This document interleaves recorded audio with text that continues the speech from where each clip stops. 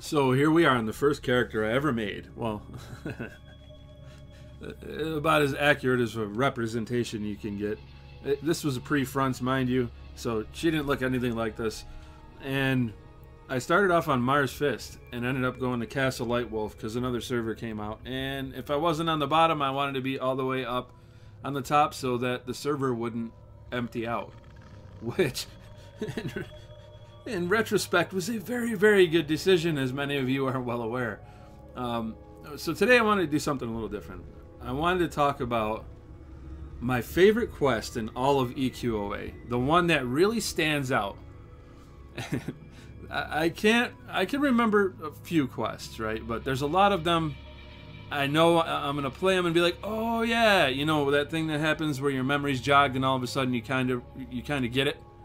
Most quests I don't remember, and a lot of the places I don't remember, and I can't tell if I've been there or not until something jogs my memory.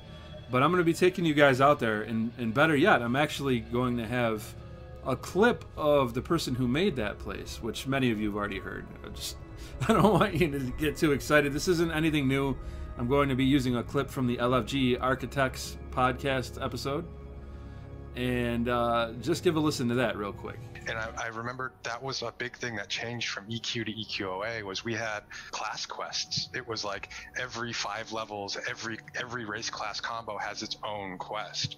And that was a thing that you started to see in other things later. Like, I don't know if anyone has done like similar density across every individual race class combo. Like the quest that I was remembering was, it was a necromancer quest specific to dark elves.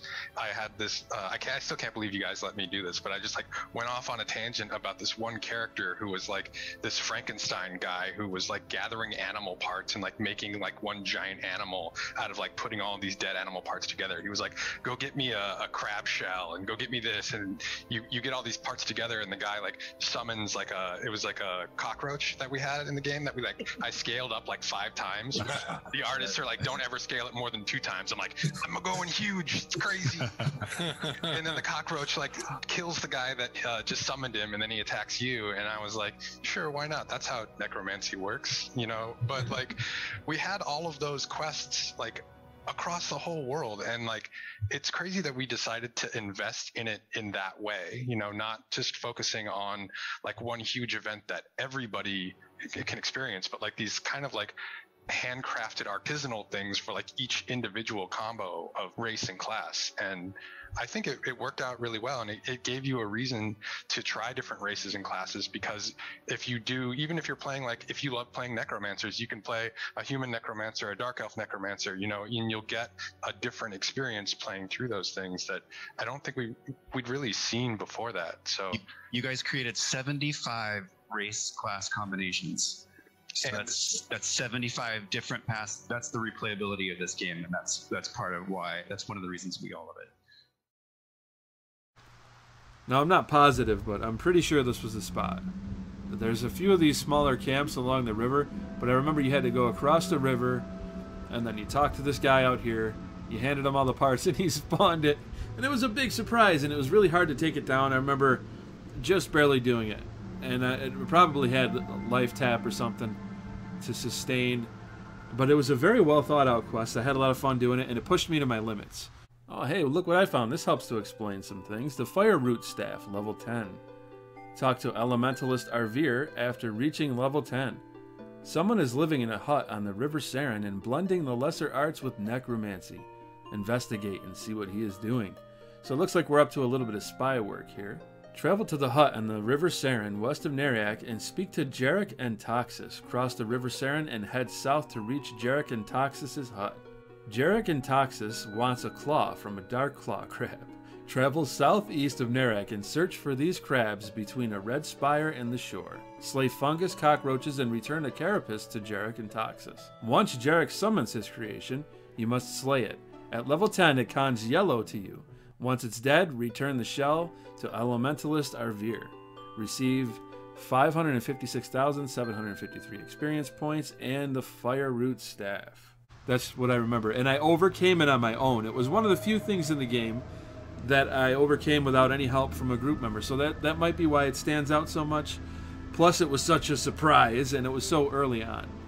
The things that happen early on in these games really tend to stand out. You know, I've said this a million times. This is why I'm such a big advocate for racial starting cities, though I know it's complicated with when the population starts to dwindle. There's all sorts of issues with it, but it really gives people a connection and a memory and like a sense of pride of where they come from. So it was just astonishing how many quests that they put into the game with all the different variations, and that explains why I think we had so many altaholics in the game.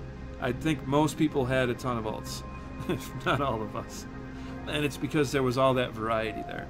And I've seen reviews, and they kind of make me angry, and it's silly because they're like 20 years old, but they were slamming the game for not having a story.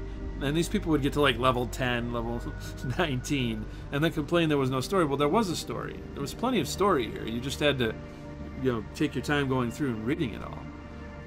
But yeah, anyways, I think that he did a great job with this, and it's just a great quest, and it really stands out for me. There's a lot of other quests that are they're crazier, like the 49 epic quest, a lot of things that stick out, right? This one was simple, but like I said, it just had that impact.